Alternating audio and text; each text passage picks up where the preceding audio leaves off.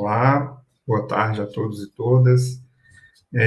Vamos dar esse prosseguimento ao terceiro dia do evento do Projeto Presença Carajá, do primeiro seminário do Projeto Presença Carajá, e vamos continuar com a programação agora com a mesa redonda Pesquisas Contemporâneas sobre Patrimônio Cultural em Nancarajá.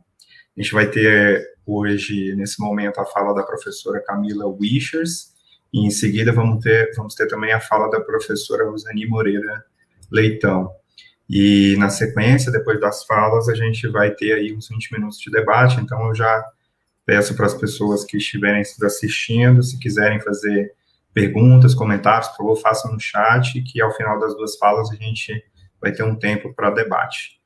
E então eu gostaria de convidar a professora Camila Wichers para fazer a fala dela, para se apresentar e em seguida fazer a fala. Muito obrigado, professora. Passo a palavra. Obrigada, quero agradecer o convite, né, do projeto Presença Carajá, e queria também destacar aqui, né, dar meus parabéns por esse evento, por essa etapa, né, a finalização dessa primeira etapa. E também já pedir desculpas porque eu não tenho conseguido acompanhar, sinto muito por isso, mas como eu estou de férias nessa semana, então eu já tinha alguns compromissos pessoais, mas fico muito contente de estar aqui e agradeço imensamente, sobretudo na pessoa da professora Manuelina Duarte, né, nossa colega lá aqui na UFG, né, e que tem coordenado também essa iniciativa, né, esse projeto. Eu vou partilhar aqui a minha tela com vocês, vamos ver se dá certo. Qualquer coisa, Rafael, peço que você me... eu acho que está tudo bem, né, gente? Está aparecendo aí a tela. Ok? Se tiver algum problema com a projeção, vocês me avisem, por favor. E como eu não estou vendo o chat, aí pode me interromper a qualquer momento, tá, Rafael? E também para avisar lá dos 5 minutos. Bem, eu fiquei pensando muito em como, né, no que abordar aqui nessa fala, e optei por fazer uma apresentação geral, assim, do projeto, traçando algumas reflexões que dialogam, né, com a proposta do evento e também da mesa, né, para pensar essas questões patrimoniais, né, nesse trabalho junto às populações em Nancarajá. Então, eu coloquei Projeto Rio Araguaia, né, que é o projeto que a gente vem desenvolvendo desde 2017, notas sobre os desafios de navegar entre as narrativas patrimoniais e as ontologias ameríndias. Sobre os laços institucionais, então é um projeto que vem sendo desenvolvido, né, tem no Museu Antropológico da UFG um grande parceiro, assim como o NEAP, o GEMINTER, né, e eu sou atualmente professora de Museologia da UFG e também do PPGAS. Então, o projeto se situa nesses laços institucionais. Ele foi iniciado a partir, né, de uma interlocução com a vice-coordenadora do projeto, que é a Andrea Torres, que nos procurou, né, visando dar início a uma arqueologia subaquática no estado de Goiás. E aí interlocuções foram feitas com a colega Rosani, que estará aqui comigo, que trouxe também algumas demandas, né, do povo em Nancarajá, mais especificamente lá de Aruanã, com relação a alguns sítios arqueológicos que foram cadastrados lá na década de 70. Então, a partir disso, foi elaborado um projeto, conseguimos o financiamento, né, nesse edital de fomento a museus, arquivos e bibliotecas, e desenvolvemos essas ações, sobretudo nos anos de 2017 e 2018, até o meio de 2019, a gente teve a exposição física, né, montada no Museu Antropológico, né, e desde então a gente vem trabalhando mais com a documentação desse projeto. Então, eu quero destacar aqui que esse projeto teve envolvimento de pesquisadoras e pesquisadores indígenas, né, por conta do financiamento, a gente obteve também bolsas para esses pesquisadores, e eu destaco aqui, né, o cacique Raul Mauri Wakati, também Renan Wassuri e Darcília Wassuri, a Cari, da aldeia Buridina, e na aldeia Bideburé, Jandira Diriti, que é mestra ceramista, e os seus filhos também, o Torrobari, que é cacique em Bideburé, e Cristina Malayuri, e já deixo aqui meus agradecimentos especialmente para essas pessoas. Mas mais de 20 pessoas integraram as ações do projeto, e como eu falei, de 2019 para cá, a gente tem trabalhado no exame do acervo documental. Em 2020, teríamos a retomada dos trabalhos de campo, mas por conta da pandemia isso não foi possível. E hoje esse projeto, ele está dentro de um projeto mais amplo, né, que eu apresentei nessa parceria entre o Museu Antropológico e também as ações e orientações que eu venho desenvolvendo no PPGás, que é o projeto Entre Rios, Lagoas e Seres, etnografias de coleções indígenas no Sertão Imaginado. Então, hoje o projeto Rio Araguaia, ele faz parte desse projeto mais amplo, junto com outras ações e também com pesquisas de pessoas que eu tenho podido orientar no PPGás. Então, a primeira questão que se coloca, que está o tempo todo, né, imagino que para o projeto Presença Carajá também, como que a gente, é uma questão de fundo, né, como que a gente consegue lidar com essas narrativas do patrimônio, com essas narrativas museais, né, a partir, né, do momento em que a gente sabe que essas narrativas, né, o próprio campo do patrimônio cultural, ele tem que lidar com heranças de um pensamento dicotômico, né, eu coloquei aqui algumas dessas heranças. Então, né, esse pensamento dicotômico, então, marca essa separação entre passado, presente, natureza, cultura, objeto, sujeito, né, e esse pensamento dicotômico também, ele pressupõe uma hierarquia entre uma matriz ocidental e moderna, né, de onde surge esse conceito de patrimônio e também de museu, e as ontologias ameríndias, que dentro desse pensamento, elas são hierarquizadas, colocadas de forma inferior a partir, né, de uma abordagem crítica à colonialidade, é isso que a gente observa. Mas, nesse percurso, a gente tem tido algumas inspirações com as críticas feministas da ciência, então, com essa abordagem decolonial, intercultural, pensando uma arqueologia etnográfica, e aqui, em diálogo com Regina Abreu, né, pensando, né, quando ela coloca qual antropologia, né, qual museu, tal antropologia, qual museu, e aqui, a partir dessas inspirações, qual museu e qual patrimônio a gente está falando nesses projetos, né. Então, a gente tem navegado, né, usei a ideia do navegar, pensando nas ressignificações das categorias cultura, patrimônio e museu, né, como que elas são ativadas, e em Aruanã a gente tem feito um diálogo também com trabalhos, sobretudo do Eduardo Nunes, né, onde ele traz essa categoria de corpos duplos, né, então pensando, como que o povo Inã-Carajá, especificamente em Aruanã, e a partir dessa etnografia que ele traça, ativa essa categoria museu e patrimônio a partir desse corpo duplo. Bem, e aí em diálogo também com pesquisadores, né, indígenas, e aqui um texto, né, a gente tem visto muito a questão dos trabalhos da Ailton Krenak, eu gosto muito desse texto de 94, que é um texto que fala justamente disso, que o mundo não existia, né, e ele tem sido muito importante para a gente traçar algumas reflexões a partir do projeto, né, porque ele vai falar que esse lugar, né, que o cientista muitas vezes chama de um país, e no caso eu sou arqueóloga, o projeto tem essa veia também da arqueologia, né, onde está um sítio arqueológico, na realidade esse lugar é onde a alma de um povo, né, encontra a sua resposta. Então entender o Rio Araguaia e essa navegação como um espaço onde a alma, então, desse povo Inã-Carajá repousa. E aqui, já citei aqui algumas das pesquisadoras do projeto, aqui tem imagens, então, da Jandira Dirite, da Kari Wassuri, né, que participaram com a gente, e também do Renan, né, e do cacique Raul. E aqui na fala do Renan, ele fala, o Araguaia, então, é a nossa estrada, né, e o cacique Raul nos ensina que também o Araguaia fortalece o corpo. Então, a partir também dessas, de uma etnografia mesmo, desses olhares e experiências em Inã-Carajá, é que o projeto tem sido desenvolvido, pensando tanto o conceito de território quanto de territorialidade. E é importante, aqui eu coloquei esse mapa e situar que, embora o projeto tenha esse nome Rio Araguaia, a gente tem ficado restrito, né, até o momento, à pesquisa, né, e deve permanecer durante um tempo, porque tem questões que surgiram ao longo do trabalho ali na cidade de Aruanã, que está ali com um círculo bem ao sul do mapa, né, e ali no Alto Araguaia. Bem, E aqui um detalhe, então, dessa área de pesquisa com os territórios, né, que foram reconhecidos, existe um processo ainda aberto, existe um litígio ainda com relação a isso, foi o professor Manuel Lima Filho que trabalhou com esse processo, e aqui a gente tem desenvolvido ações, sobretudo, então, com a aldeia Buridina e com a aldeia Bideburé.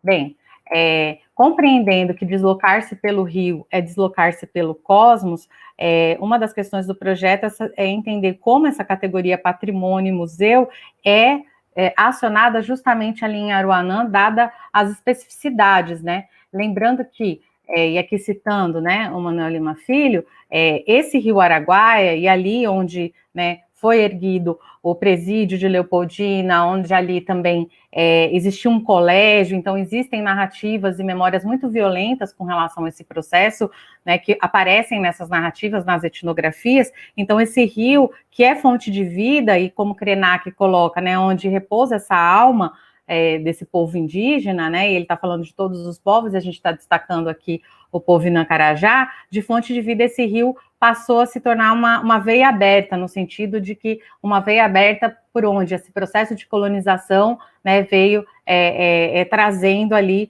diversos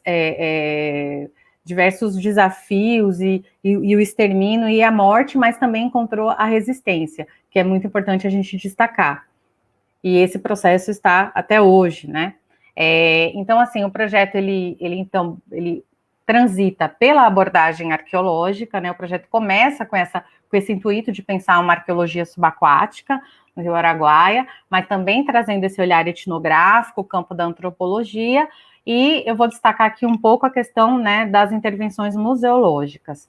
Uma coisa importante, que infelizmente eu não vou poder detalhar, é como esse projeto também, esse navegar, ele foi sendo orientado, né, pelas demandas em Inã-Carajá, nas duas aldeias. Então, existiam ações inicialmente previstas, que foram realizadas, né, como, por exemplo, produção de material audiovisual, modelagem 3D, exposição de objetos Carajá, exposição virtual, a pesquisa arqueológica de campo, mas também vieram demandas, como, por exemplo, ter, além da exposição virtual, a exposição física, demandas com relação a ações de musealização, seja institucionalizando, né, o Museu da Cultura Carajá Maureri, seja fazendo o diagnóstico daquele acervo, ou seja também agregando questões relacionadas à própria ação educativa que foi realizada no Museu Antropológico. Bem, então, aqui passando rapidamente como inspiração, a gente começa tentando entender, porque lá em Aruanã já foi realizada uma pesquisa arqueológica na década de 1970, pela Image Vist. E aqui tem algumas imagens, né? A gente tem ali uma etnografia que ela fez com a Lídia Bicúria, que era esposa, né, do Jacinto Maureri. A gente tem também um trabalho onde tem esses objetos com a coleção, uma coleção do senhor Antônio Pereira Macedo, à época, na década de 70, e a gente também tem as intervenções arqueológicas, né, que eu circulei o sítio, que é o sítio mais, onde ela se deteve mais nas análises, na escavação, e é um sítio que atualmente a gente não conseguiu relocalizar ele está fora da área demarcada, esse sítio, então a gente sabe onde ele está, mas ele está dentro de um condomínio ali, e a gente, em diálogo com as próprias lideranças Carajá, não decidimos fazer avaliação desse sítio ainda. A gente fez das demais áreas que estão dentro do território demarcado, e constatamos que foram destruídas pelo avanço da cidade. Então, a cidade avança e também destrói, por exemplo, o próprio cemitério. Existe um cemitério e ele foi destruído ali por um guarda-barcos, né? E também outra ação, esse mapa, aqui ele tem 47 pontos onde a gente navegou, então, pelo Rio Araguaia, navegamos, sobretudo, foi o Renan e a Cara e o Açuri que nos levaram nessas viagens ali, e fomos marcando, então, lugares de memória, lugares de referência no Rio Araguaia. Também identificamos ali uma área que já era conhecida e indicada em outros trabalhos, com material cerâmico, mas por demanda também dessas lideranças, a gente fez o cadastro, fez escavações e conseguimos uma data muito importante, na realidade 2 datas, uma de 420 anos, outra de 440, o que recua bastante essa longa história, né? Sabemos que o tempo Carajá nesse rio é imemorial, né?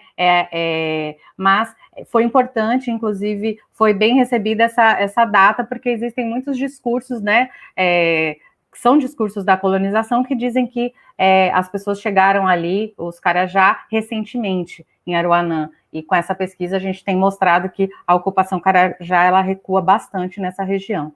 Também temos trabalhado com a questão das artes do barro, né? Eu sei que aqui o projeto trabalha mais com a questão da Ritiocô, e até por já conhecer que tem vários projetos trabalhando a Ritiocô, a gente optou por trabalhar mais com a questão da retomada e de compreender a questão das vasilhas de barro, até porque tem essa vertente arqueológica, em que, do ponto de vista de uma etnoarqueologia, é importante conhecer essa produção, né, e Dona Jandira fez uma oficina conosco, e ali em cima que a gente vê que depois ela disse que há 30 anos não fazia esse tipo de objeto, assim, nesse tamanho, e ela fez uma UATV com proporções bastante similares com a outra UATV, que inclusive está exposta no Museu Antropológico. E também estamos trabalhando com os museus, né, a partir da ideia da museologia comunitária, tanto a partir de uma demanda do cacique Raul, com o cadastro, então, desse museu, do Museu da Cultura Carajá Maureri, né, e aqui só para aguçar um pouco a curiosidade de vocês, a gente pode voltar no debate, mas aqui a gente conseguiu fazer a documentação de todo o acervo desse museu, né, e aqui eu destaquei algumas Ritiocô que estão lá, e que Raul faz lá as classificações, e ele coloca em 2 grupos, as Ritiocô que seriam as tradicionais e aquelas que ele classifica como inovação, né?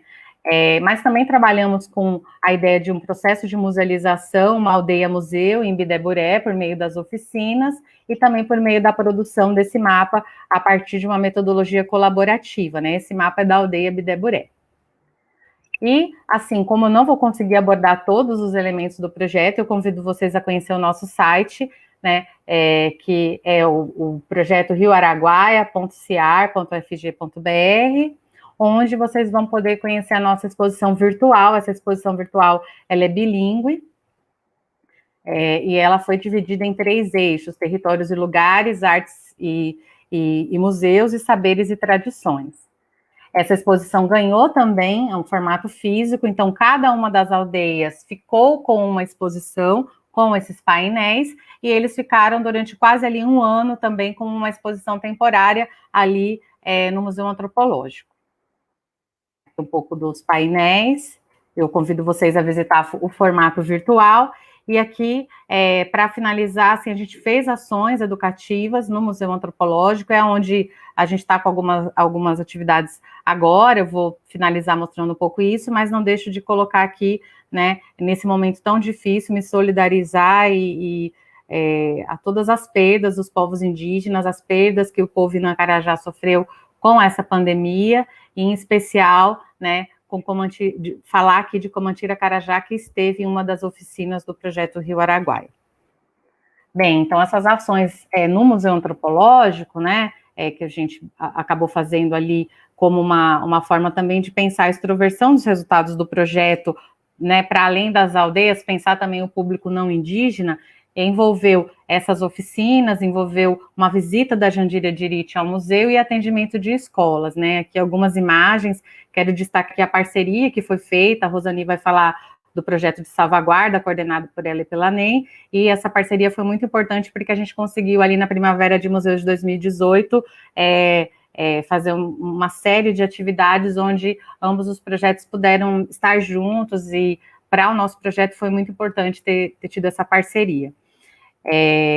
Aqui uma imagem, né, não vou poder ler aqui, é um trechinho do diário de campo, da visita de Jandira no museu, né, no Museu Antropológico, e como que foi importante essa visita na reserva técnica, no laboratório, né, e esse encontro, que por vezes com certeza era um encontro não com objetos, mas com pessoas, né, um encontro cheio de afeto, né, e cheio de memórias. E para com as crianças, então, assim, com esse público infanto-juvenil que a gente atendeu das escolas, que era o intuito de, então, fazer essa divulgação para um público não indígena, a gente trabalhou com a questão da diversidade e da diferença, né, e aqui é importante destacar que a gente, não vou me ater, a gente acabou de lançar uma publicação só sobre essa parte da ação educativa no Museu Antropológico, mas é uma forma de finalizar a minha fala aqui, trazendo esse aspecto da gente pensar como que, de diversas formas, né, a gente observou que os estereótipos continuam, né, e essa ação educativa, ela foi feita durante as eleições de 2018. Eu fiz questão de colocar aqui uma das imagens que mostra, né, uma menina escreveu, foi colocado aqui, né, uma propaganda, né, do candidato, né, e aqui uma menina foi lá e colocou, né, o ele não. Então, essas duas narrativas e como que elas também permearam, né, essa visitação e quanto foi importante a gente fazer esse trabalho, né, e como que ele também demonstrou para a gente os desafios. E uma coisa que eu queria destacar é o fato da exposição física ser bilíngue. Eu acredito que foi uma coisa muito importante para o projeto e para que essas pessoas, esses estudantes não indígenas, compreendessem um pouco dessa cultura Inã-Carajá. Então, houve, assim, uma tentativa de reprodução, eles copiavam essas palavras, e me parece que quando a gente trouxe esses textos, né, na língua Inã-Carajá, no Inanibé, ficou muito mais materializada, né, aquela questão que a gente tanto fala de que essas populações indígenas existem, elas mudam, como todas as culturas, como todos os processos culturais, mas elas têm as suas especificidades e os seus direitos. Me parece que investir em exposições bilíngues é um caminho bastante interessante, porque é daí que eles falavam, realmente, existe uma língua ali que para mim é incompreensível. E uma língua não, mas uma ontologia, uma forma de pensar. Então, a língua pode ser interessante para isso.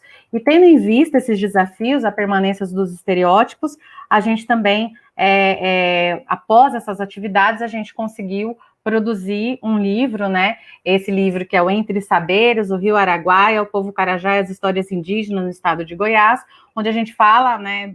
Tem uma ênfase, tem algumas atividades. A gente vai lançar, o livro acabou de ficar pronto, quase que a gente consegue lançar o e-book aqui no evento, mas também tem uma versão impressa, assim que a vacinação, né, realmente avançar e a gente puder ir com segurança para campo, a gente vai levar para as aldeias os livros impressos, mas também tem uma versão e-book, e a ideia desse livro, que é bilíngue, é justamente mostrar a importância, né, desses patrimônios em Inã-Carajá, e também a gente fala um pouco até das outras populações indígenas. Então, quero deixar aqui os agradecimentos, sobretudo às pesquisadoras e moradoras das aldeias Buriti, Nebidé, Buré, ao Museu Antropológico, que é o nosso parceiro, ao Simvaldo Oliveira, o Arrucá Carajá, que foi o nosso tradutor para a exposição, para o livro, para todas as atividades, e aqui a nossa equipe, né, que tornou isso possível, tá bom? Muito obrigada. Muito obrigado, Camila. Vou passar a palavra agora para a gente continuar e dar tempo para o debate para a professora Rosani Moreira.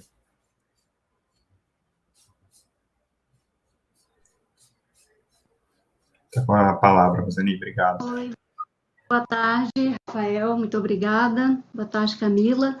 Eu queria pedir para alguém me ajudar com a projeção, tá, Rafael? Primeiro vou me apresentar.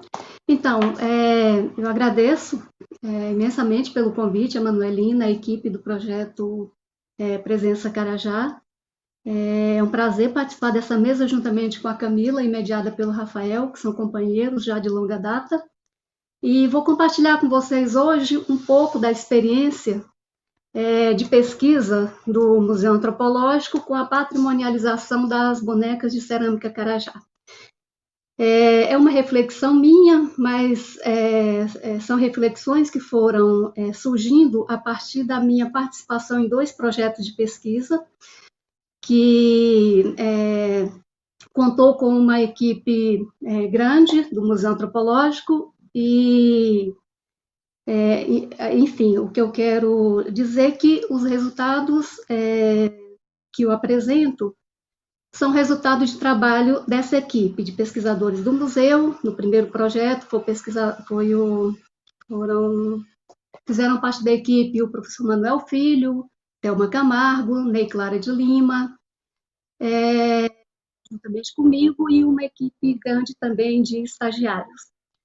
No segundo projeto, foi coordenado pela professora Ney e por mim, e a gente contou também com uma grande equipe de colaboradores, tanto de pesquisadores da Universidade Federal de Goiás, como participantes Carajá. Tivemos uma equipe, trabalhamos a partir da concepção de metodologia colaborativa e contamos amplamente com a participação dos Carajá nesses 2 projetos.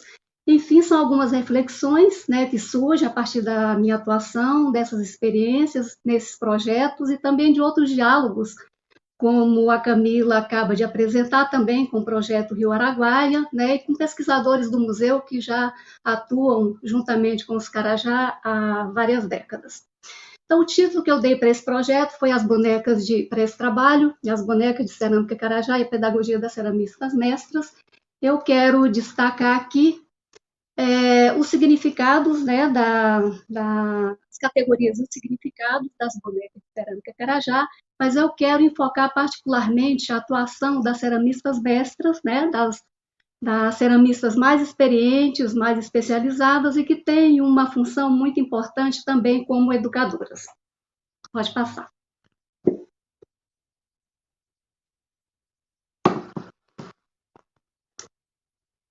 Bom, pode passar. Os propósitos do trabalho. Aí eu falo um pouquinho dos 2 projetos, né? É um artigo, mas ele é resultado de reflexões que foram sendo gestadas ao longo, né, desses 2 projetos. O primeiro foi desenvolvido entre 2009 e 2012 e teve como objetivo produzir subsídios etnográficos para apoiar os Carajá no processo de solicitação do registro das suas bonecas de cerâmica como patrimônio cultural do Brasil. Esse projeto foi concluído em 2012, né? O registro também foi obtido em janeiro de 2012, e seguindo aí a lógica de uma política nacional de apoio ao patrimônio cultural brasileiro e voltado para o patrimônio imaterial, que é criado a partir de 2001, essa política ela se volta para um aspecto, né, de apoio ao patrimônio cultural brasileiro que até então não acontecia ou acontecia de forma muito tímida. Então, ela se volta para os saberes, para os modos de fazer, para as expressões culturais, para os lugares, né, os lugares sagrados, os lugares importantes para essas comunidades, para comunidades que não construíram monumentos, né, não construíram edificações físicas, mas que construíram ao longo de suas histórias todo um saber e todo um conhecimento e todo um patrimônio que até então era desconsiderado. De acordo com essa política, toda comunidade que tem um bem cultural reconhecido passa, então, a ter o direito de ter o apoio do Instituto Patrimônio Histórico e Artístico Nacional durante 10 anos, com políticas de apoio, de financiamento, para fortalecimento desse bem cultural. Então, esses 2 projetos, tanto o primeiro como o segundo, eles foram desenvolvidos pelo Museu Antropológico, mas em parceria com o IFAM e em parceria com as comunidades Carajá. O segundo projeto, ele iniciou em 2015, final de 2015, foi concluído em final de 2018, e o último produto do segundo projeto, que se intitulou Bonecas de Cerâmica Carajá como Patrimônio Cultural do Brasil, Contribuições para a sua Salvaguarda, foi um livro bilíngue que foi elaborado com o objetivo de abordar o patrimônio cultural Carajá a partir das produções, né, dos autores Carajá, tanto de artistas que trabalharam na ilustração do livro, como na produção dos textos. É um livro bilíngue e ele saiu no final de 2019. Pode passar? Bom, muito rapidamente eu vou fazer uma contextualização. Eu sei que desde ontem, né, o seminário está abordando questões relacionadas às bonecas Carajá e ao povo Carajá em geral. Não quero ser repetitiva, mas eu acho importante fazer uma breve contextualização desse universo cultural Carajá, do contexto etnográfico, do território, para a gente compreender melhor o significado das bonecas de cerâmica, a sua produção, né, os seus usos, os seus significados. Bom, então a gente tem aí, a Camila acabou de apresentar esse mapa. A gente tem o território Carajá, que se concentra principalmente na Ilha do Bananal, mas que se distribui em 4 estados brasileiros. Né, do sul aqui de Goiás, a gente tem 2 aldeias no município de Aruanã. A maioria das aldeias estão na Ilha do Bananal e no Mato Grosso, né, no lado esquerdo do Rio Araguaia. E a gente tem 2 aldeias no estado do Pará. Então, são 4 estados e um território que é delineado pelo eixo do Rio Araguaia. Pode passar. Pode avançar. Obrigada. E a gente tem algumas imagens das paisagens, né, dos lugares. A gente tem uma paisagem do Rio Araguaia em época de cheia, né, 2, uma outra na época de praia. A gente tem o Centro Cultural Maurerri, que é quase que um cartão postal da aldeia Buridina, no município de Aruanã, e a gente tem uma cena ritual na aldeia Santa Isabel do Morro, que fica na Ilha do Bananal, e que é considerada o centro difusor da tecnologia de produção das bonecas de cerâmica. Pode avançar. A gente tem aí um pouco da história, né, das bonecas Carajá, as mudanças tecnológicas e estéticas ao longo do tempo. Ontem, vários trabalhos abordaram um pouco dessa história, né, da tecnologia e da estética das bonecas, inclusive o Rafael ressaltou algumas questões, também vou ser muito breve. Então, a gente tem uma bonequinha de cera, uma bonequinha de barro cru, né, de argila crua, uma boneca já de argila queimada, mas ainda no modelo antigo, e a gente tem embaixo uma cena ritual, que é uma cena funerária, né, que já é uma cena mais complexa, com mais detalhes, né, e que ao longo da história, né, do que a gente tem como bibliografia, do que a gente tem também de resultado de pesquisa junto aos Carajá, marca aí 2 fases bem definidas, né, que a pesquisadora Shang Wan prefere chamar de estilos. A gente tem uma fase antiga e uma fase moderna. Uma fase antiga, que ela vem até a década de 40, 1940, que é um período em que o Rio Araguaia e a Ilha do Bananal, e especialmente a aldeia Santa Isabel do Morro, ela é vista como um ponto estratégico de integração nacional, dos projetos de integração nacional, da Marcha para o Oeste, e é um momento em que as comunidades passam a receber muitas visitas e que passam a receber encomendas das bonecas, tanto de casas de cultura, como de museus, como também de colecionadores particulares, de pessoas que compravam essas peças e continuam comprando como objetos de decoração. A partir da década de 40, elas passam, então, a passar por um processo de queima, elas passam a ser cerâmica, né, porque até então eram bonecas de argila, bonecas de barro, o que caracteriza a cerâmica é a queima, e a partir da década de 40, mais ou menos, as figuras que anteriormente eram figuras simples, eram figuras isoladas, confeccionadas de uma forma estilizada, sem muitos detalhes, elas passam, então, a adquirir novas formas. O Castro Farias chama esse momento de um momento de explosão de criatividade, né, em que as ceramistas, né, têm um momento aí de explosão de criatividade, passam, então, a representar todo e qualquer aspecto do universo sociocultural Carajá através da sua arte, né, de modelar o barro, e o que é possibilitado também pela queima, que traz mais resistência, mais possibilidade, né, de explorar essa criatividade. Pode passar. A gente tem aí um pouco do processo de confecção, muito brevemente. São as matérias-primas principais, que é o barro e a cinza, né? Essas são as mãos da Jandira, modelando aí, preparando a massa, né?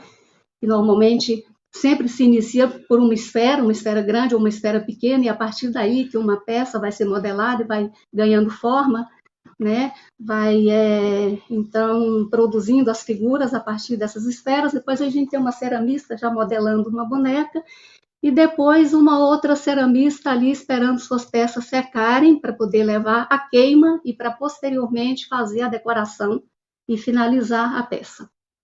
Pode passar. Ainda do processo de confecção, a gente tem a queima, são 2 momentos, né? A primeira e a segunda queima.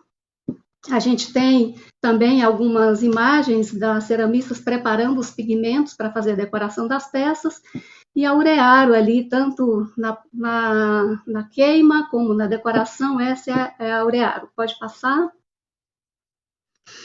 Bom, a gente tem aí um cenário, né, que na verdade, essa é uma imagem de um dos produtos do segundo projeto, que é um folder, que tenta mostrar um pouco a diversidade das figuras, das formas, né, e eu utilizei essa imagem porque ela tem uma variedade de peças que contempla as categorias, né, que fazem parte dessa produção oleira, né, da cerâmica figurativa do povo Carajá. Então, a gente tem aí cenas do cotidiano, mulheres trabalhando, carregando criança no colo, a gente tem a figura, né, figuras humanas, a representação do guerreiro, a gente tem figuras aí que representam personagens rituais, algumas cenas que contam histórias, né, que são narrativas, ou mitos, ou outras narrativas.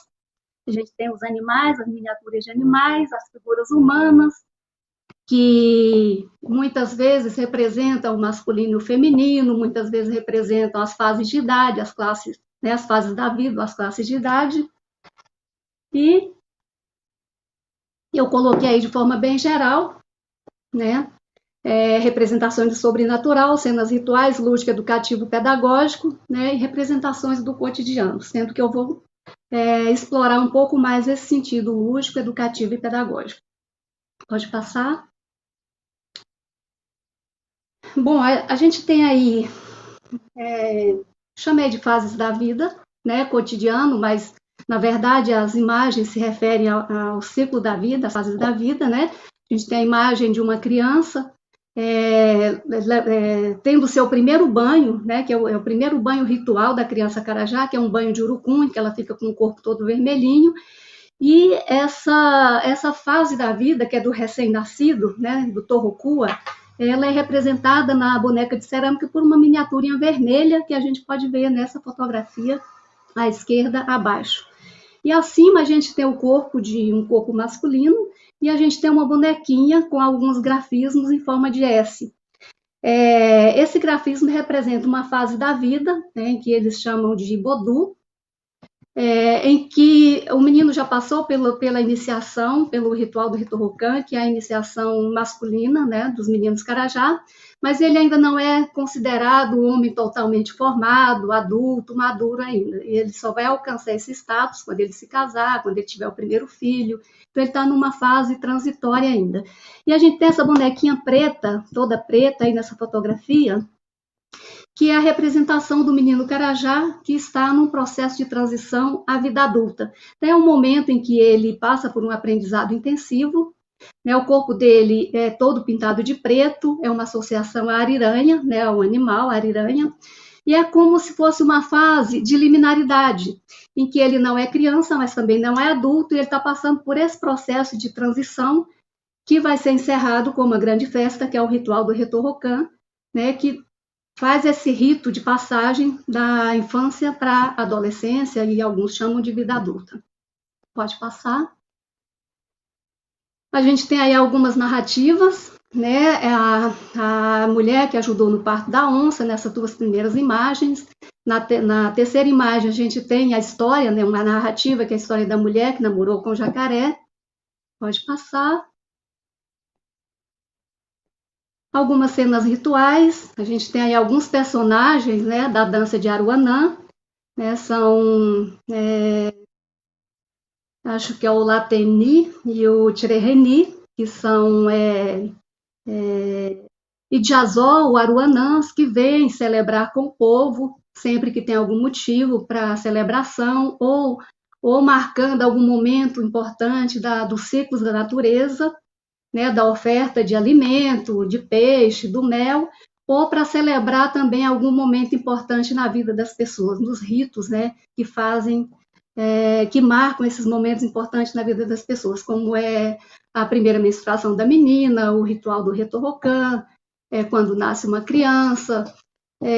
Então, esses espíritos vêm, eles podem vir da água, do ar ou da terra, né? Inclusive, podem ser espírito de pessoas que já morreram, espírito de animais, né? E eles são representados na cerâmica também. E embaixo a gente tem aquela mesma cena ritual, que é uma cena funerária, né? Que é também a representação, né, dos rituais na cerâmica.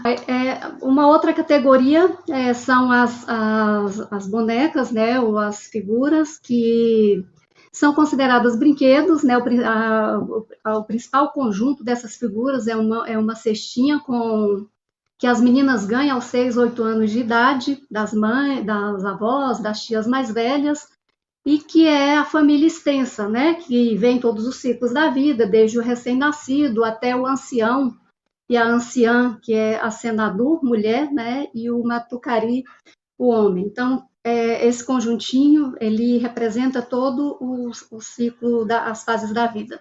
E a gente tem aí, né, a Marroederu, com algumas bonecas, né, que ela sempre utiliza para falar da história do povo Carajá, para falar dos mitos, né, e ela sempre diz que os Inã fazem as bonecas de cerâmica para ensinar a história do povo Inã, para falar do mito do povo Inã, para falar dos conhecimentos do povo Inã para as gerações jovens. Então, ela assume conscientemente essa função de educadora, de mestra, né, de uma pessoa responsável pela transmissão dos saberes, pela transmissão dos conhecimentos, e ela possui um amplo conhecimento, não só acerca da técnica, do processo de produção das bonecas, né, da arte, né, de produzir uma peça bonita, esteticamente bonita, mas também ela conhece o território, as matérias-primas, então ela tem esse conhecimento complexo, né, que abrange toda a produção das bonecas de cerâmica. E a gente tem aí algumas cenas que a Marroederu, numa oficina que é do segundo projeto, do projeto Bonecas Carajá como Patrimônio Cultural do Brasil, que a gente chama de projeto de salvaguarda, uma oficina em que ela está na aldeia, eu acho que Itialá, se eu não me engano. Rafael participou dessa oficina, ensinando as meninas dessa aldeia a modelar as bonequinhas de cerâmica. E a gente tem aqui no lado esquerdo, uma cena da aldeia de Santa Isabel do Morro, que é uma criança também fazendo richoku.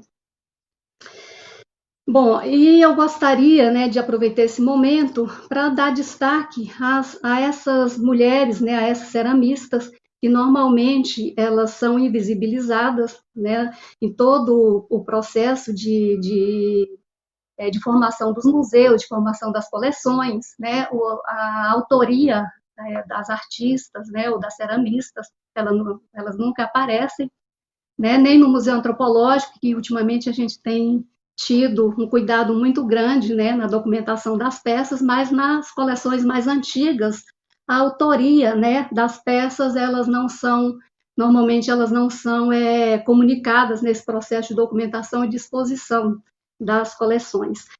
Isso se deve muito à própria história da antropologia, né, da relação da antropologia com os povos, com as comunidades tradicionais e com a formação dos museus também, né, de uma concepção de algo que é muito mais, né, das classificações da própria antropologia, de uma visão colonial, da nossa herança colonial na antropologia, né, de pensar os povos indígenas como muito mais comunitários, como muito mais coletivos, desconsiderando o indivíduo, essas marcas pessoais, né, e essa presença forte das ceramistas que sempre existiu, mas elas nunca foram identificadas nos processos de formação das coleções.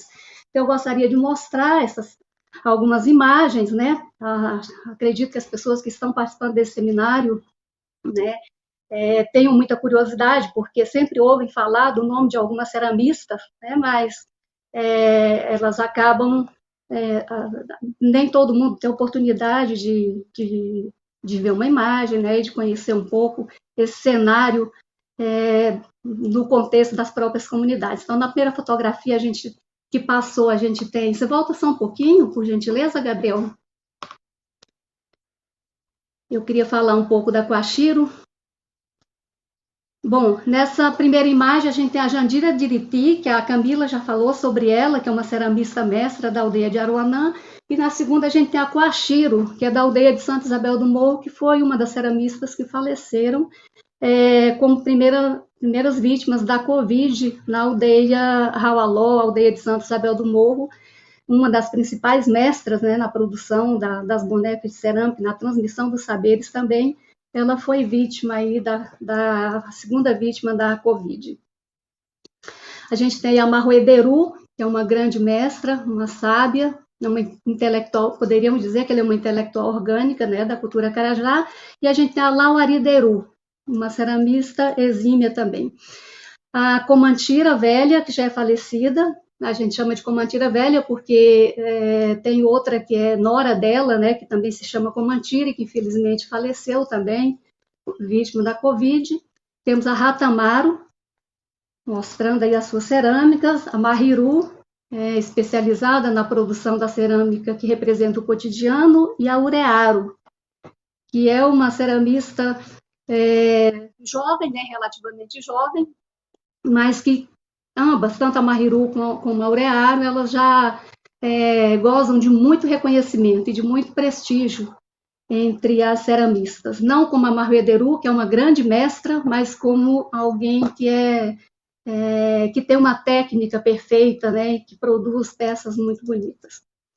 A Iraci, o Elaque, que é da aldeia Buridina, a Diraci, que é da aldeia de Santa Isabel do Morro, a Manchá, que é filha da Marruederu, né? Normalmente a gente percebe também que as famílias elas vão formando tradições e a produção cerâmica dessas famílias ou dessas tradições, elas têm particularidades que permitem que a gente reconheça uma peça por conta de uma grande mestra que influenciou outras gerações, né? E que a produção traz essa marca particular dessa grande produção familiar. A gente tem a Kari aí, a Camila também já se referiu à Kari, de Aruanã. A Kari, ela aprendeu toda a técnica, não só da cerâmica, mas todo o artesanato Carajá já na idade adulta. Ela também assume esse papel de mestra, né, de pesquisadora, de buscar os barreiros que foram perdidos, né, com a ocupação das terras pelos fazendeiros. Ela tem todo um trabalho de localização desses lugares e de ensinar as crianças, levar as crianças para oficinas nesses lugares, né, e de produzir também as peças.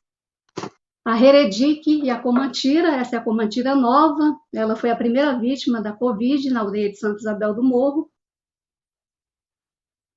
Santa Isabel perdeu 2 grandes ceramistas. E aí a gente tem, para encerrar, uma imagem de uma visita da Comantira, né, que faleceu, à aldeia de Santa Isabel, a aldeia que é de Santa Isabel do Morro, a Comantira, visitando a aldeia Bideburé, no município de Aruanã. Conversando com a Jandira, que é tia dela, né, e foi um encontro, uma ocasião em que a Comantira veio à aldeia Buridina e à aldeia Bideburé para trabalhar com oficinas de enfeites originais, ou de artefatos rituais.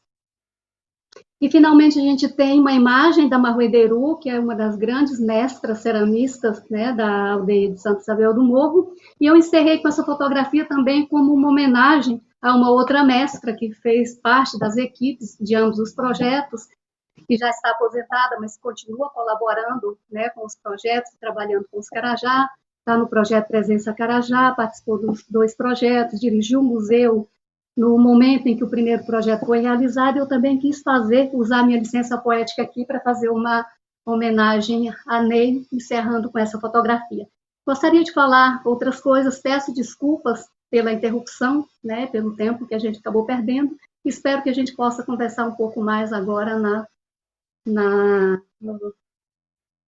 no debate, nessa conversa final. Muito obrigada, agradeço imensamente pelo convite, agradeço aos meus colegas que fizeram parte, né, das equipes desses projetos, que me permitiram vivenciar essas experiências, né, e poder fazer reflexões a partir delas, e agradeço imensamente aos Carajá pelo processo de aprendizagem, né, que eu vivenciei e continuo vivenciando com eles. Muito obrigada, Rafael. Muito obrigada, Gabriel, pelo apoio também aí na projeção do material. Obrigado, Rosane, obrigado pela fala. Bom, na verdade, a gente já está bastante avançado no tempo, acabou que a gente não vai ter tanto tempo assim para o debate, e ainda não tivemos perguntas específicas aqui na tela ou comentários. Mas eu gostaria, então, de começar fazendo uns comentários rápidos e acho que tentar abrir um pouquinho para vocês comentarem com o tempo que a gente tem, apesar de ser muito curto. Mas, enfim, fazer muito brevemente, acho que agradecer as falas, são projetos muito importantes, né, dentro da Universidade Federal de Goiás, com os Carajá, eu acho que já vem, assim, né, somar com essa história da instituição nessa relação com os povos do Araguaia, né, acho que, no caso da Camila, eu queria chamar a atenção do projeto da Camila, eu achei muito interessante para a gente pensar o papel da universidade, né, eu fiquei muito... achei muito importante essa relação com o Centro Cultural Maruhi, né?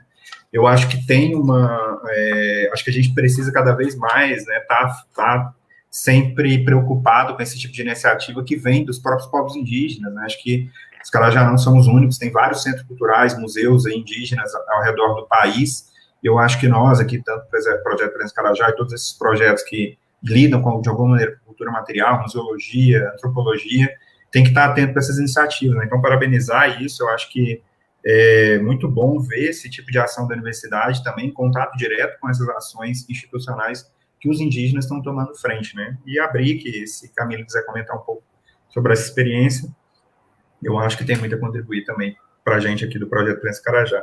E Rosani, acho que parabenizar o trabalho e acho que é uma apresentação belíssima trazer a trajetória dessas ceramistas, né? Que realmente, acho que a antropologia, ela tem uma abordagem, vem de uma abordagem desde o século XX, desde o século XIX, na verdade, realmente omitir essas pessoas, né, torná-las como se fossem parte de um todo, enfim, né, que não tem toda essa especificidade, a trajetória dessas pessoas, né, da vida dessas pessoas. Eu acho que foi muito importante essa fala, muito importante trazer a vida dessas ceramistas, trazer a trajetória dessas ceramistas, que, no fundo, né, são as pessoas que motivaram, são as pessoas que dão toda a sustentação para a gente trabalhar com as Orixopô, para trabalhar com esse patrimônio imaterial cultural do Brasil. Mas se quiser comentar um pouco também, antes da gente passar para a próxima mesa, né? Camila, primeiro. Eu agradeço, assim, muito bom estar com vocês aqui, Rafael, Rosani, né? Então, Rafael, essa questão do museu, ela foi uma grata surpresa para mim, porque, assim, interessante notar que quando eu chego para o campo, eu não tinha conhecimento, isso me chamou a atenção, o fato disso não ter sido comentado. Eles têm um museu.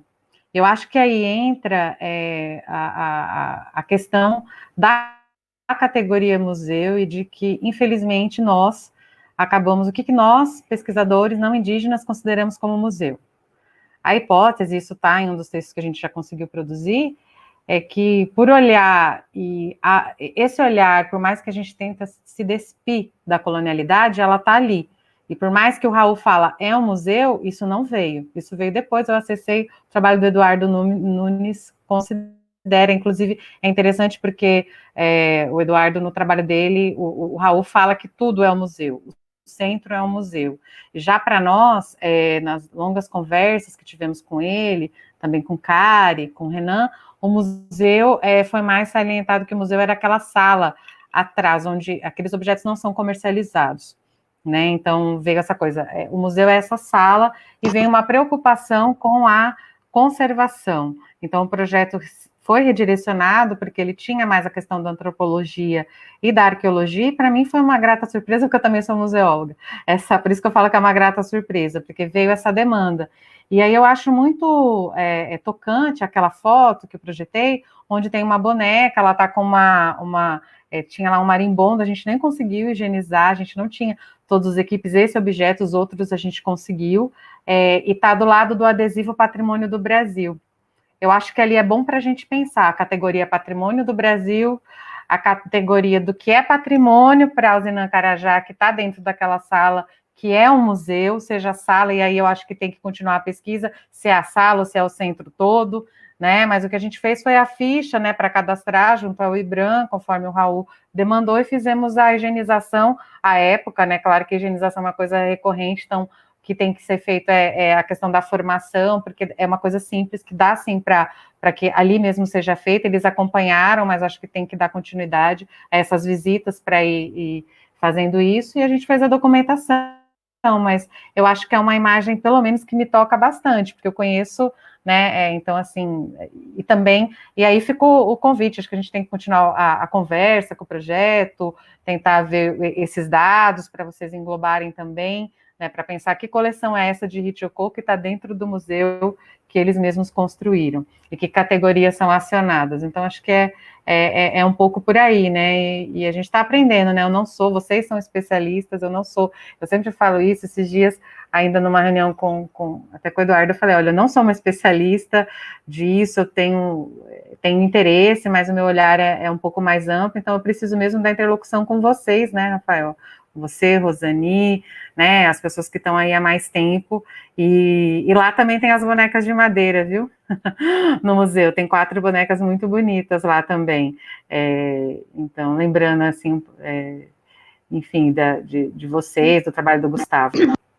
Mas, enfim, é isso. Eu quero agradecer a oportunidade, acho que a gente caminha, né, caminha junto e vamos aprendendo, né? Eu sou uma aluna do Povina Carajá e também de vocês, porque vocês estão há mais tempo com essa pesquisa, mas eu acredito que, para mim, é onde eu vejo também uma questão da arqueologia, né? Acho que tem essa questão do museu, mas essa data foi uma data muito interessante, e aí escavava ou não escavava, eles falaram, a gente quer a data, daí eu fui explicar, para a data eu preciso escavar, mas eu vou fazer o mínimo, fizemos uma intervenção de 1 metro quadrado em cada área de concentração, né, até porque tem essa questão que o acervo veio para o Museu Antropológico, existe uma política para o acervo arqueológico que não permite que eu deixe lá, e aí eu acho que o interessante seria deixar lá, então a gente precisa dialogar com as políticas públicas, fazerem elas avançar dentro da decolonialidade, né, e por isso a nossa intervenção foi muito, muito, assim, cuidadosa para atender essa demanda, queremos uma data, e agora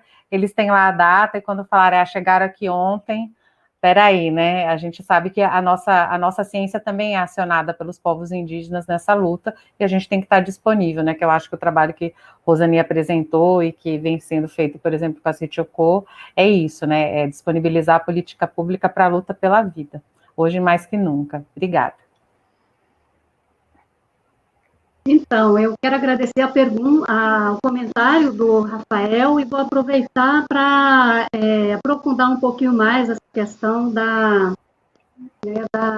das ceramistas e do trabalho, das particularidades, né, do trabalho de cada ceramista, ou do que eu chamei aqui de tradição, mas não eu acho que não é um termo, quer dizer, não considero tão adequado, mas por falta de outro, eu chamei de tradições. Então, o que a gente percebe é que não existe uma única forma de fazer a Zirichocô.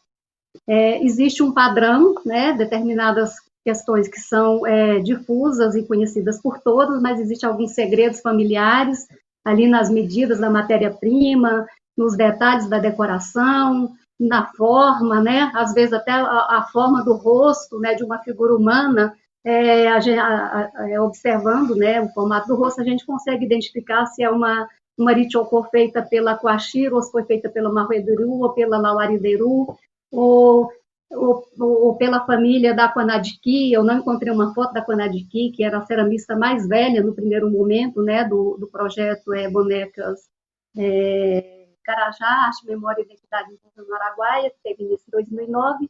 Ela já tinha 94 anos, faleceu, acho que uns 4 anos depois, mas a gente nota, né, essas particularidades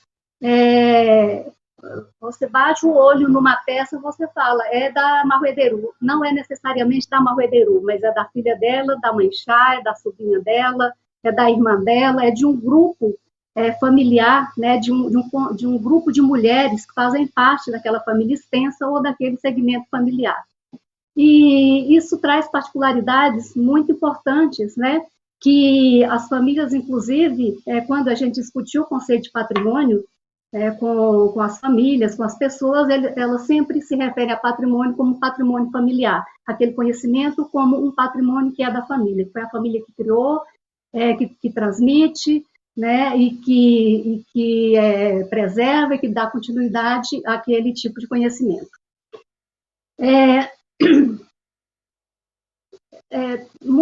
De modo geral, a técnica, né, a técnica da produção da cerâmica, ela é conhecida por todos, ela é difusa, ela faz parte de um conhecimento coletivo, realmente. Mas,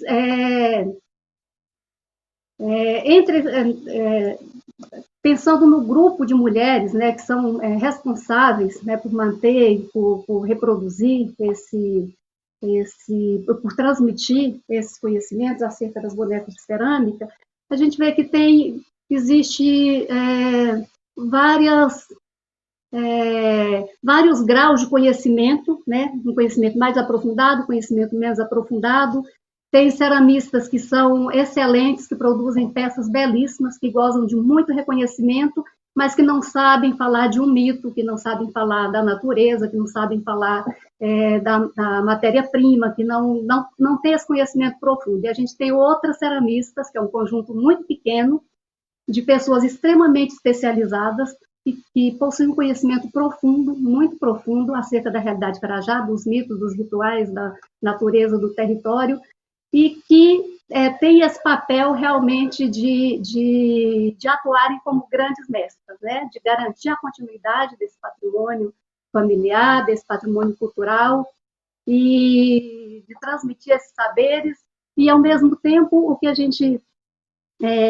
eu sempre faço analogia com os nossos grandes mestres da academia, né? Os nossos grandes mestres, nossos orientadores, eles sempre nos, né, na nossa trajetória acadêmica e de formação, nós somos sempre incentivados a ser o melhor possível naquele ofício que a gente escolheu, né? De buscar a perfeição, de fazer o melhor possível, de aprofundar os conhecimentos, de mostrar um produto cada vez melhor.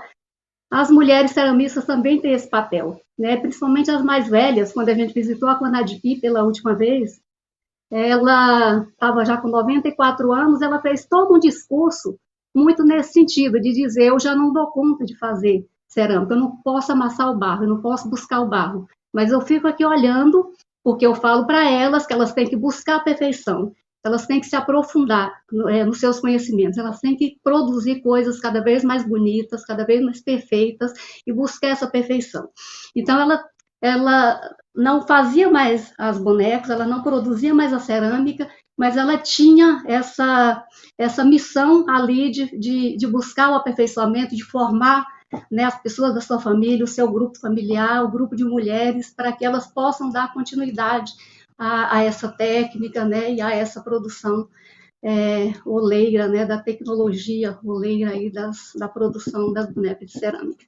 Bom, falei tudo muito rápido, mas, enfim, era isso, né, que eu achei ainda que faltava, e agradeço muito a oportunidade, e quero ressaltar o prazer de compartilhar essa mesa com você e com a Camila. Obrigado, Rosane. Obrigado, Camila. Realmente o tempo ficou apertado, sempre né? A gente sempre tem bastante coisa para debater, bastante coisa para discutir. Mas, enfim, foi muito bom, acho que rendeu bastante dentro do tempo, e a gente está com um horário um pouco apertado. Tiveram alguns comentários da professora Manuelina, agradecendo a Camila por fazer essa linda apresentação, buscando conectar os projetos. Depois teve uma fala da Luciana sobre a palestra a fala da Rosani, né, agradecendo por compartilhar. Bárbara também, né, agradecendo por compartilhar as reflexões, Enfim, eu acho que, apesar do pouco tempo, deu para a gente dialogar bastante e colocar muita coisa, né, para o futuro, inclusive, né, para os próximos projetos, para que a gente possa continuar ainda o trabalho na ilha, com os Carajá, e dentro da universidade também, com outras instituições, sempre buscando parcerias e ampliar, né, o nosso trabalho. Então, eu agradeço muito, Rosani, pela fala, pelos comentários, pelo debate, agradeço muito Camila também, e eu acho que é isso, o projeto segue sempre aberto ao diálogo, nós seguimos aí sempre abertos para tentar colaborar uns com os outros, e como Camila colocou, né, sempre aprendendo juntos, acho que todos nós aprendemos juntos, cada um sempre, né, tentando contribuir, também ouvir, aberto para sugestões, e enfim, né, para a gente crescer todos juntos. E é isso, muito obrigado, eu vou encerrar e a gente vai ter uns 5 minutos aí para organizar para a próxima mesa, tá bom? Espero que a gente possa em breve estar juntos de novo. Muito obrigado, gente, um abraço. Obrigada.